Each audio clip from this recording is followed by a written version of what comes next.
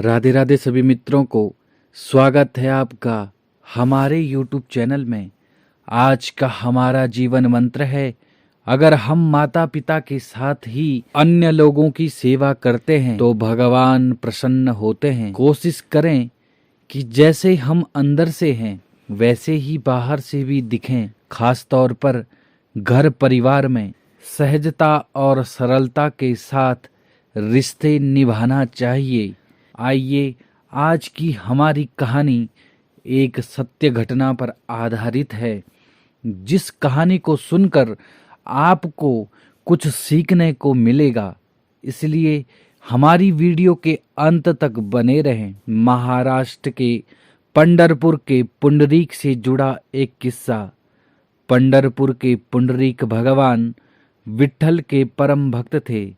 वे हमेशा भगवान का स्मरण किया करते थे। वे इतने सरल और सहज थे कि सभी की सेवा के लिए हमेशा तत्पर रहते थे।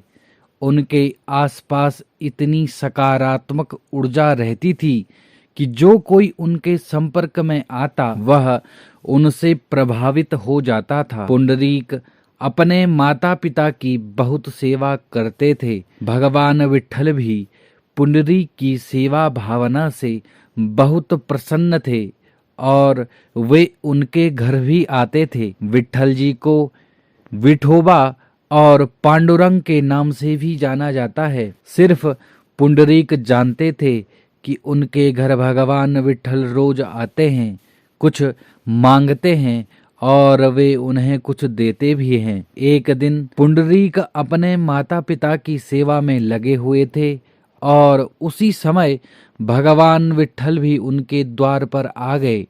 भगवान ने द्वार पर से आवाज लगाई, पुंडरीक मैं आ गया हूँ। पुंडरीक माता पिता की सेवा में थे तो उन्होंने कोई उत्तर नहीं दिया। काफी देर हो गई। भगवान ने फिर आवाज लगाई, अरे भाई पुंडरीक, मैं कितनी देर से प्रतीक्षा कर रहा हूँ। पुंडरीक ने कहा, खड़े रहो वहीं, मैं थोड़ी देर बाद आऊंगा। थोड़ी देर भगवान वहीं खड़े रहे और फिर उन्होंने आवाज लगाई, पुंडरीक अब तो आ जाओ। पुंडरीक ने सोचा कि भगवान को खड़े रहने में दिक्कत आ रही है। उन्होंने पत्थर का एक टुकड़ा उठाया और द्वार की ओर फेंक कर कहा, सुनो, जब तक मैं ना आऊं इसी पर खड़े रहो विट्ठल। पुंडरीक ने अपने भगवान को आदेश दिया, क्योंकि वे उस समय माता पिता की सेवा कर रहे थे। भक्त अगर सरल और सहज है तो परमात्मा भी उनकी बात मानते हैं। ऐसा कहा जाता है कि भगवान विट्ठल उस पत्थर पर खड़े हो गए और प्रतीक्षा करने लगे। माता पिता की सेवा करने के बाद पुंडरीक भगवान विट्ठल से मिलने जाते हैं। पंढरपुर में भगवान विट्ठल की जो मूर्ति है उसके बारे में कहा जाता है कि भगवान आज भी उसी पत्थर पर खड़े हैं। इस कहानी से हमें क्या सीख मिलती है? ये कहानी हमें ये सीख देती है कि सरलता और सहजता से भगवान भी बंध जाते हैं। तो घर परिवार में सरलता और सहजता रखेंगे तो रिश्ते बेहतर बने रहेंगे। आपके जीवन में अगर सरलता रहेगी, सहजता रहेगी तो आपको कुछ भी प्राप्त करने में कठिनाई प्राप्त नहीं होगी। यह कहानी एक सत्य घटना पर आधारित है।